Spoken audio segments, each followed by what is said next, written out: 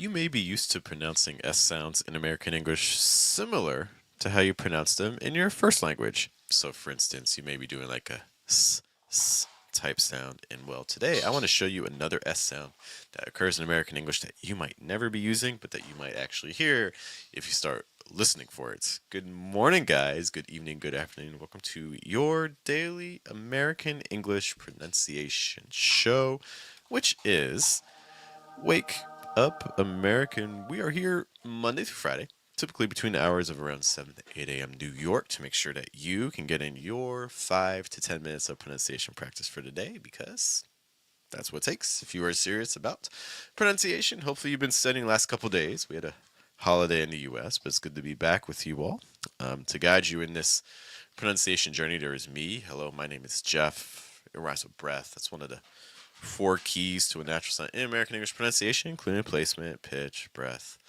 Trying to weaken your consonant sounds in order to strengthen your vowel sounds. Speaking of consonant sounds, again, we're going to be focusing on the letter S today. And hello to Emmanuel, who's joining us. Great to see you again, sir. You had a good weekend.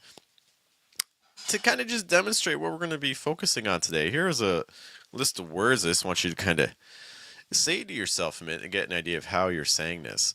And before we get to the actual S sound, I do want to just make a note. You're going to see all these words also contain a TR combination. This TR, it's not going to be pronounced like a lot of other languages where the T and the R would be separate, and you'd get almost, you see a lot of rolled tongues in a lot of different languages doing like a tra type sound.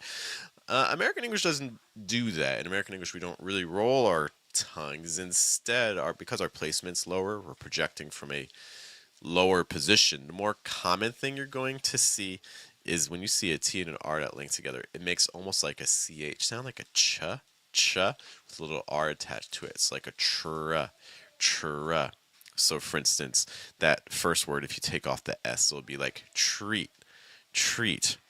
Or that second word, if you take off the S, it's going to sound like trait.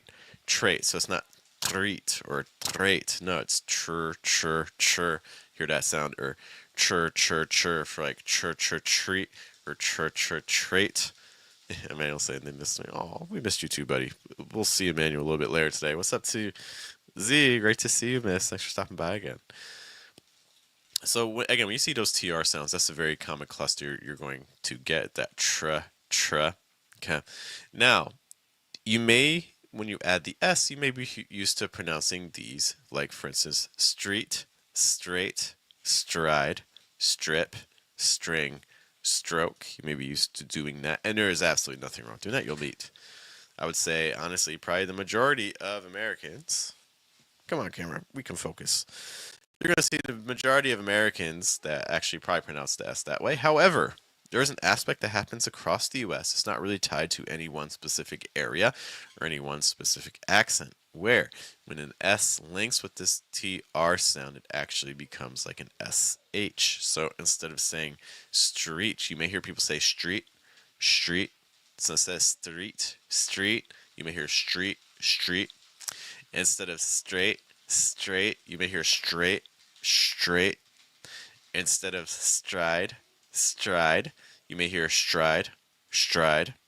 Instead of strip, you may hear strip. Instead of string, you may hear string. And instead of stroke, you may hear more stroke. Now, one of the things that you're going to feel if you are interested in this sound and replicating it, and again, I do encourage you to start listening for it, because when you listen to enough people talk, it is something that you will encounter, no matter where you are in the U.S. I think when you pronounce a normal S sound, you're going to find that in general your lips stay a little bit straighter, like again straight. You can feel a little bit more air pumping through. Whereas when you do this stra, you can even see my lips kind of slight rounding, and the sound feels a lot more concentrated here. That's kind of the sound you're kind of going for. So like street, straight, stride. Okay. And so you may feel some slight mouth position differences. And if this is a phenomenon that you're interested in learning more about, you can look up a situation called S backing. because you can find more information online about this as well. So let's just kind of say all of these words. We're going to say each word 4 times. So we're going to do a normal S, and then we'll do S backed S, and then we'll do that twice. So just again, you can start listening for the difference, see if you can start identifying it, practicing it, deciding if you want to use it yourself or not. So our first word, so we have street, street, street, street, straight, straight, straight, straight, stride, stride, stride, stride, strip, strip, strip, strip, string, string, string, string, stroke, stroke, stroke, stroke. Okay. And I think one of the things you'll also find too is that, especially when you have linked speech, this S backed S sound may actually be a little bit easier to pronounce because you can make it like with a little bit less mouth movement, so you don't necessarily have to open things up a ton. Okay. Emmanuel saying street sounds like a something from the mafia and things like that. Yeah, I mean, I think if you super exaggerate it, especially and things like that, you can get some kind of like stereotypical sounds. I think it is something you encounter in the East Coast. There are times when I've pronounced these words with this sort of S sound. I did just want to highlight a quick vowel thing that I just see students having some trouble with. Is the word like street versus strip. So these are 2 different vowel sounds. So as you're practicing these words, so make sure you pronounce those differently. Street has an E sound, like in these or niece or feel. Okay, so it's that E sound. Make sure you're not saying E. It's more E with a lower placement, E, E, E.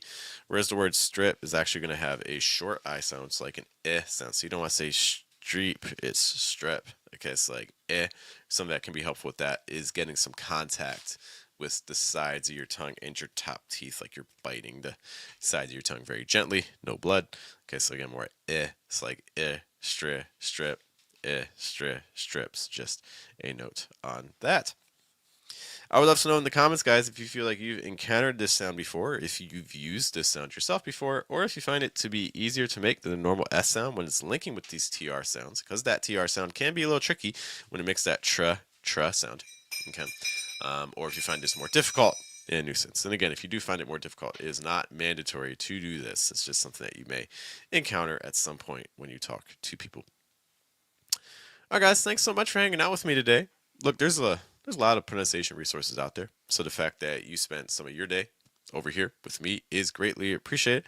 Once more, my name is Jeff, or Rhymes with Breath. That is one of the 4 keys to a National American English. Placement, pitch, breath.